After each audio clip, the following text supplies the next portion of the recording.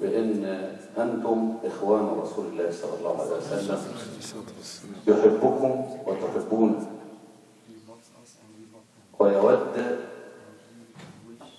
أن يراكم وسيراكم إن شاء الله وتسقون من يده الشريفة شربة لا تظمؤون بعدها أبدا حتى تدخلون الجنة. يقول النبي صلى الله عليه وسلم: من سره أن يراني أو ينظر إلي. اللي عاوز أدي أول نقطة. الأمر الثاني إنه منهج للتطبيق، القرآن يمشي على الأرض، أوامر ونواهي، افعل ولا تفعل.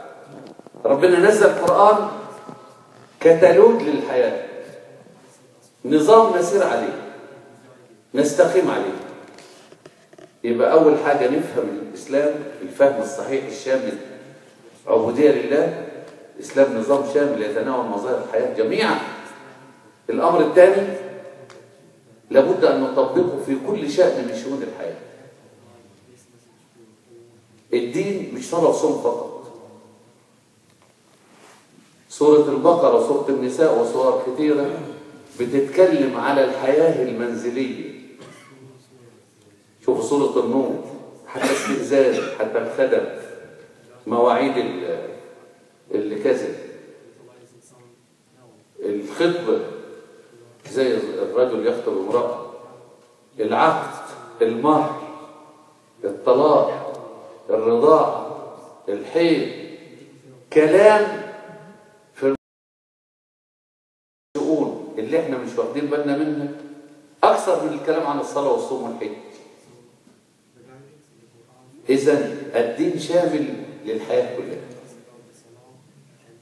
والدليل على كده لما نفذوا النبي عليه الصلاة والسلام عمل جيوش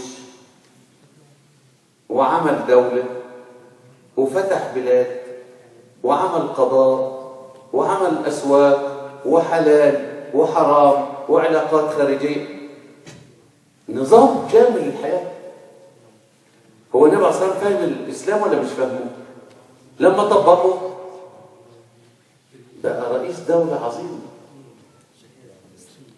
والخلفاء من بعده دولتهم توسعت أكثر وظلوا برضه هكذا. إذن الإسلام نظام للحياة في التطبيق، يبقى نفهمه فهم شامل ونطبقه كامل في حياتنا. صلى الله عليه وسلم لن يأتي نبي بعده. عقيدة اللي يؤمن ان في نبي بعد النبي عليه الصلاه والسلام يبقى خارج من مله الاسلام. خاتم النبي صلى الله عليه وسلم بنص القران. فنبينا صلى الله عليه وسلم مش هيبلغ الدين، امال مين اللي هيبلغ؟ امه محمد كلها. هذا الدين مسؤوليتنا. والمؤمنون والمؤمنات بعضهم اولياء بعض. يعملوا ايه؟ يأمرون بالمعروف وينهون عن المنكر. الدعوة إلى الله، بلغوا عنه. إذا تبليغ الدين ده عبادة قام بها النبي عليه الصلاة والصحابة في حياة النبي عليه الصلاة والسلام وبعد حياة النبي عليه الصلاة والسلام. الأمر الرابع الجهاد، التضحية من أجل أن يبقى الدين وينتشر. 4 أمور: فهم الدين فهم شامل، تطبيقه كامل في الحياة، تبليغه للخلق أجمعين كاملا، التضحية من أجل أن يبقى وينتشر. هذا ما عبد به النبي صلى الله عليه وسلم ربه هو أصحابه في حياته ومن بعده. هذا ما فهمه المسلمون، وهذا ما فهمه سلفنا الصالح وطبقوه. إذن لما يجي واحد يقول زي الحاج ما بيسأل: أنا أشهد أن لا إله إلا الله محمد رسول الله، وصلي وصوم وما بعملش معاصي، أبقى طبقت الإسلام؟ نقول له لا، أنت هكذا وضحت أساس الإسلام. بنص الحديث يقول: بني الإسلام على 5: شهادة أن لا إله إلا الله وأن محمد رسول الله، وإقام الصلاة، وإيتاء الزكاة، وصوم رمضان، وحج البيت. لمن استطاع إليه سبيلا. هذه تسمى أركان نظام الإسلام، مش هي الإسلام. المبنى ده له أساس، أركان وأساس. لو عملناه يبقى مسجد؟ لا. طيب يبقى لازم نعمل أساس. لو عملنا البناء والسطوح والأركان ده من غير أركان ولا أساس ينهار. إذا لازم حاجتين، أساس وبناء. فنص الحديث يقول بني الإسلام على، يبقى في حاجتين ولا حاجة واحدة؟ اللي يكتفي بحاجة واحدة يبقى إيمانه ناقص، إسلامه ناقص. اللي يصلي ويصوم ويزكي ويحج وما يبنيش بقى الإسلام اللي هو احنا فهمناه في الأربع أمور ده كده يبقى إسلامه ناقص. في أخت تسأل عشان أخوات يعني واحد من الأخوات، إذا كان الإنسان يعني أسر عليه في المال، فهل حرام عليه أن يستمتع بماله؟ يؤدي الزكاة يعني ويتصدق ويتطوع، ممكن يعني. يقول ربنا عز وجل: قل من حرم زينة الله التي أخرج لعباده والطيبات من الرزق قل هي للذين آمنوا في الحياة الدنيا خالصة يوم القيامة. ربنا لم يمنع أحد أن يجمع المال، بل قال النبي صلى الله عليه وسلم: نعم المال الصالح للرجل الصالح. ومن المبشرين بالجنة أغنى أغنياء الأرض، في زمانهم كانوا أغنى أغنياء الأرض. أما نشوفوا بس الثروة لسبع عبد الرحمن لأربع زوجات من زوجاته، كل واحدة خدت كام؟ يبقى عنده مليارات. في الزمن ده يبقى حاجة كبيرة جدا. فجمعوا المال واستمتعوا بالحياة ولم يعصوا به الله، لكن أدوا الزكاة وهم يملكون المال. في فرق بين أنا مالي حلال وأسرف في إنفاقي، لأن إن المسرفين كانوا إخوان الشياطين. يعني طريقة تشابه فعل حتى ولو بالمال المباح. إذا في اعتدال، في وسطية. نعم، لكن نستمتع بمالنا بس لدرجة إن إحنا برضه نقوله هنروح نسكنه في أوضة طين زي لا، ده كان عهده. انت ممكن نسكن في قصر اذا كنت انا غني، لا مانع من هذا، بس ابقى متواضع وعارف ان دي نعمه ربنا عليا ادي حقها. نعم. دكتور حسن، فضلك ذكرت الحديث ان الله سبحانه وتعالى اذا حب عبدا نادى جبريل: يا جبريل احبه فيحبه جبريل، ثم ينادي جبريل اهل السماء، ثم الى اخر حين يوضع له القبول في الارض. احنا بنرى ان بعض الناس نرى ومجموعات نرى فيها الصلاح ونرى فيها يعني الخير ونظن فيها الخير، لكن بنرى العداوه والبغضاء والسب والقذف وما شابه يعني يوجه اليها. فهل هذا قبول ولا احنا في قبول مش فاهمينه؟ هو السؤال مثلا لو واحد صالح، هل يبقى معنى هذا ان هو مش واضع له القبول؟ القبول إذا أردت أن تعرف مقامك عند الله فانظر مقامك في قلوب الصالحين. الصالحين هناك في روسيا جنازة أقيمت بعض الرؤساء فيها الملايين يبكون. هل هذا يبقى دليل على محبة لله؟ القبول عند الصالحين، عند المؤمنين العارفين. قلوب العارفين هي مرآة يرى الإنسان نفسه فيه. إذا رأيت الإنسان يحبه المؤمنون ويبغضه المنافقون فاعلم أن موضوع له القبول، موضوع له القبول. فالقبول مش يا جماعة ربنا سبحانه وتعالى الخالق الرازق، الخلق ما اجتمعوش عليه، أكثرهم كفروا بالله. يبقى أنتم بتصوروا أن القبول لإنسان إن كله يتفق عليه؟ لا، لكن يكفي أن المؤمنين وقلوب المؤمنين تحبه. نعم. سريعا كده معلش، الحديث اللي هو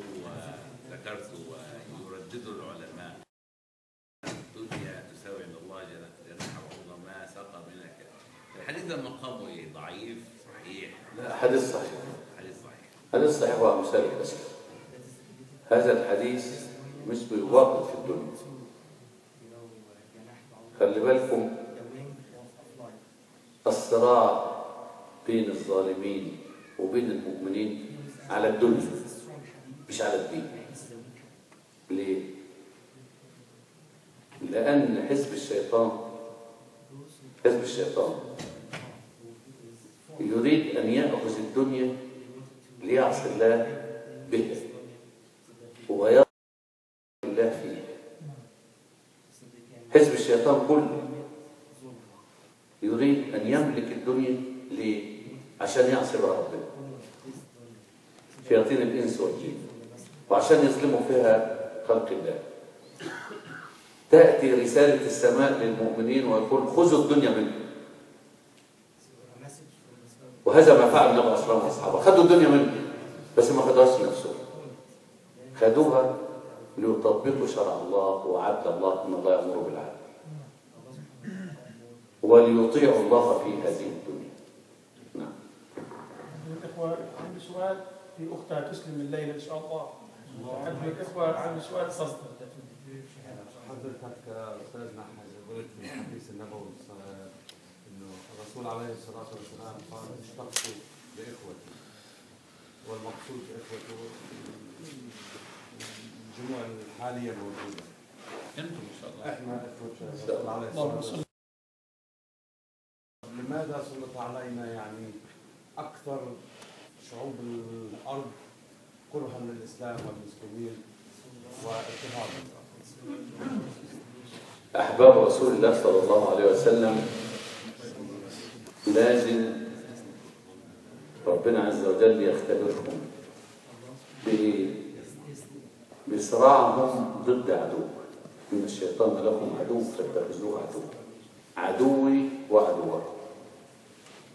أحب الناس إلى الله اللي يموت في سبيل الله، مش اللي يصلي ويصوم بس، اللي يدفع ثمن الجنة على رقبته. حب لله وتصديق لله ودفاع عن دين الله اللي هو دين الإسلام. فهذا صراع بين الحق والباطل، والجهاد ماضي إلى يوم القيامة، لأن الشيطان توعد وقال أنظرني إلى يوم يبعثون، اديني فرصة يوم القيامة، أنظرني. قال إنك من المنظرين. قال لأقعدن لهم صراطك المستقيم ثم لآتينهم من بين أيديهم ومن خلفهم وعن أيمانهم وعن شمائلهم ولا تجد أكثرهم شاكرين. قال اخرج منها مذءوما مطرورا لمن تبعك منهم لأملأن جهنم منكم أجمعين.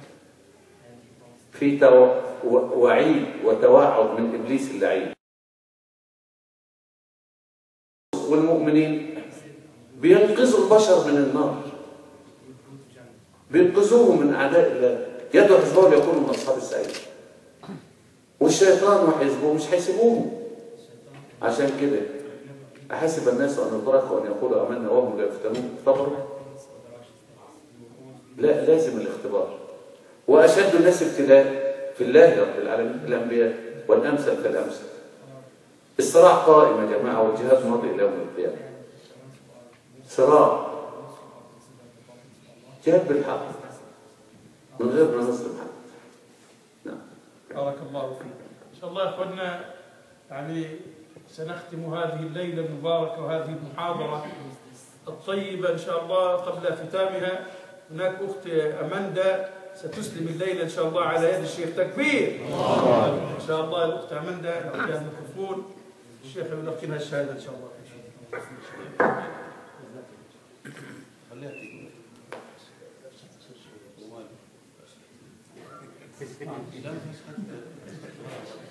خليك على مسألة المرة دي معنا.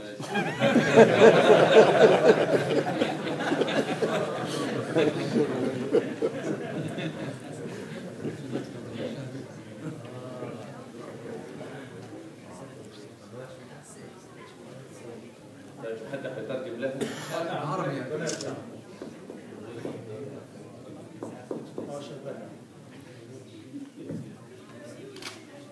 اللهم الطف عبدتك اسمها ايه؟ أمانة.